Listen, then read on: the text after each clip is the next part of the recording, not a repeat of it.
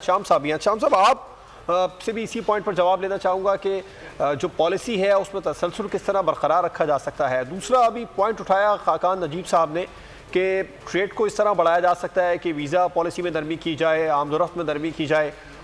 उस पर तो नरमी लाने के लिए जो एक बड़ा मसला है वो टेररिज्म है, अफ़गानिस्तान से जो रीजन को नुकसान पहुँचा रहा है, यकीनी तौर पर उसी वजह से वीज़ा पॉलिसीज़ में सख्ती की जाती है। तो टेररिज्म से निपटने के लिए एक रीजनल अप्रोच बनाने की इस प्लेटफॉर्म के जरिए कितनी ज़रूरत है, आप क्या समझते हैं? देखिए, डॉक्टर नजीब ने बड़ी ज़बरदस्त बात की। जो आपसे सवाल भी उन्होंने बताया ना कि जी रशिया से हमने क्रूड ऑयल जो इंपोर्ट करने के लिए डेढ़ साल पहले बड़े नारेबाजी लगाई कि 30% पे हमें कीमत पे कम मिलेगा तेल, उसके बाद दम खामोशी हो गई। हुआ क्या था? हुआ ये था कि वो जिस तरह का क्रूड ऑयल बनाते हैं, हमारे यहाँ उस तरह की रिफाइनरी नहीं है उसको तेल साफ़ करने की। नतीजतन ये कि वो मामला रुक गया। अब कहा जा रहा है कि जी गवादर में आए रिफाइनरी लगेगी, उसके बाद ये मामला आगे जाएंगे। देखिए, दो चीज़ें एनर्जी की पहले आपने बात की थी, मेरा ख्याल है जो डॉक्टर साहब भी बात कर रहे हैं डेट प्रोफाइलिंग के साथ साथ जो चाइना के साथ हमारे मायदे उनकी प्रोफाइलिंग होती है, खासतौर पर पावर सेक्टर में। तो कहा जाता है बिजली 3 रुपये बिजली फी यूनिट कम हो सकती है। तो ये वो 5 जो हम देख रहे हैं कि बहुत ही महंगे तरीन IPPs थे, 107 IPPs में, उनमें आप देख लें कि बिजली इतनी ज़्यादा महंगी दे रहे थे, 57 रुपये फी यूनिट से दे के 745 रुपये फी यूनिट हमसे वो चार्ज कर रहे हैं अभी तक। और ये मायदे उनके साथ 2027 से 2033 तक चलने हैं। तो ये लिहाजा ये इन पे अगर हुकूमत सोच रही है कि किस तरीके से उनको प्यार मोहब्बत से दबाव डाल के नहीं, हमारे फाइनेंस मिनिस्टर कहते हैं कि यकतरफा तौर पे हम ये वायदे नहीं ख़त्म कर सकते। तो नतीजतन लग रहा है कि इस वक्त चाइनीज़ भी, रशिया भी और इलाके के बाकी ममालिक भी, उन पर एहसास हो रहा है कि जी ब्लॉक पॉलिटिक्स के साथ साथ इकोनॉमी को बेहतर करने के लिए इस ब्लॉक को इस्तेमाल करना बड़ा ज़रूरी है। लिहाजा थोड़े थोड़े पीछे हट के और अपने अंदर गुंजाइश पैदा करके जो छोटे मुल्क हैं उनको ज़्यादा एक्सेस दे के, चाहे ट्रेड के वाले से, एक्सपोर्ट के वाले से, हम सारे रीजन को उठा सकते हैं। एक अब जो दहशत गर्दी की बात आप कर रहे हैं, देखिए मुझे बड़ा अफसोस होता है, हम जो 30 आए हैं जर्नलिस्ट इनके साथ, जयशंकर के साथ, उनके मैं भी लोग 1-2 खवातीन के देख रहा था, वो एक ही बात के जी वो तो क्रॉस बॉर्डर टेररिज्म के अलावा कोई बात नहीं होगी। देखिए अब ये उनका ये जरूरत से ज़्यादा इसका बोलना, बात करना उनको एक्सपोज कर गया।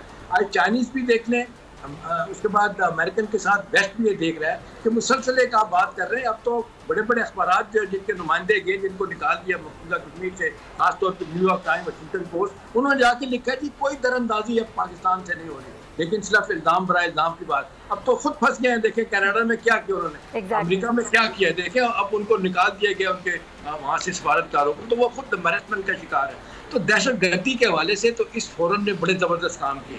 आपने देखा लास्ट ईयर जो हमारे प्राइम मिनिस्टर साहब भी गए थे आस्ताना में, ये बिग टर्म एक कॉन्फ्रेंस हुई थी, यही वाली SCO की, तो वहाँ पे दहशत गर्दी के हवाले से तय किया गया था, क्योंकि सारे मुआलिक जो है ना जवाब और मारूफ, उनको ये दहशत गर्दी का सामना है। सारे अब वो कह चुके हैं अफगानिस्तान को कि देखें जी आप 2021 का जो मायदा ये आपका हुआ था दोहा में, बीके जब जा रहे थे तो आपने लिख के दिया था कि उनकी सरजमीन ये दहशत गर्दी के लिए इस्तेमाल नहीं होगी। आज चाइना भी परेशान है, वो देख लें जिस तरीके से उनके अपना एक संख्या में दहशत गर्दी करवाई जाती है। फिर उसके बाद देख लें ईरान भी इस हवाले से परेशान है, सेंट्रल एशिया और रशिया भी परेशान। तो ये दबाव उन पे वाकई में, उन्होंने अफगानिस्तान में भी कहा गया था कि वो आएंगे, मेंबर हैं, लेकिन क्योंकि अब देख लें उनको कोई रिकग्नाइज नहीं कर रहा, उन पर इतना शदीद दबाव तो उनको नहीं बुलाया गया। तो देखिए अब असल बात यह है कि जो इमेज हिंदुस्तान ने हमें बर्बाद करने की कोशिश की दहशत गर्दी के हवाले से, आइसोलेशन के हवाले से, वो बड़ी तेजी के साथ खत्म हो रहा है। आज सारी दुनिया की मैं देख रहा हूँ वॉइस सर्विसेज यहाँ से जो खबरें भेज रही हैं वो इतना बेनकाब हो रहा है दुनिया के सामने सर।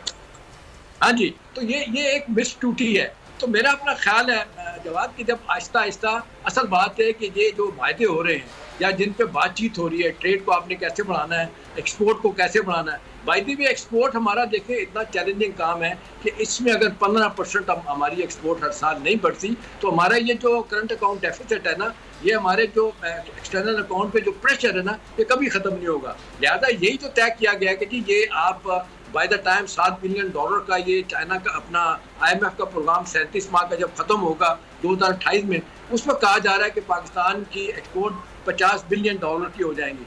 ये भी कहा जा रहा है कि 60 बिलियन की हो जाएंगी। इसी तरह हम देख रहे हैं कि हमारी अपना टैक्स टू GDP रेशो वो जो कहा जा रहा है कि 13% तक हो जाएगी। तो ये दोनों चीज़ें मिला के हमें अपने पाँव पे खड़ा करेंगी, फिर तो आपको पता है कि कोई sky is the limit. Pakistan आप देखें इस हवाले से बहुत आगे जा सकता है वो अपना टूरिज्म को प्रमोट कर सकता है, मादनियात, एग्रीकल्चर। तो मेरा ख्याल है इस वक्त इस ब्लॉक में तो बड़ी ख्वाहिश है कि इसको आगे बढ़ाया जाए। असल रुकावट जो है ना वो हिंदुस्तान है। हिंदुस्तान नहीं चाहता, क्योंकि हिंदुस्तान ने बहरहाल अपना क्लाउड बना लिया है, उन्होंने मेहनत की तो बात माननी पड़ेगी। आज हमारी IT की एक्सपोर्ट $4 बिलियन की है। सब्सक्राइब करें और बेल दबाएं ताकि कोई खबर रह न जाए।